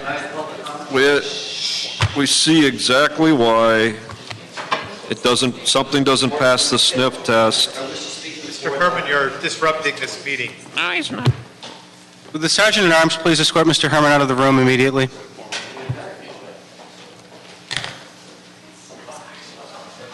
Good as bag. I'm in tonight. It's fucked up. I wait here all day and you get tonight. I'm leaving. Hands up. Don't shoot. Bullshit bonnet. Speak. May continue, Mr. Herman. Sorry for the interruption. No, that's all right. He put in a speaker card, and you're not going to let him talk. So here the dog really does wag the tail on this one, or the tail wags the dog. You could see it's not passing the sniff test on item 12. You could see it. Leaders lead. We don't have any leaders. We get an aye, we get an unqualified aye, and we get a no. But this is the way the city works. Nobody trusts their instinct as leaders. They defer to staff. And that's why the taxpayers always will lose. Thank you. And with that, we are adjourned.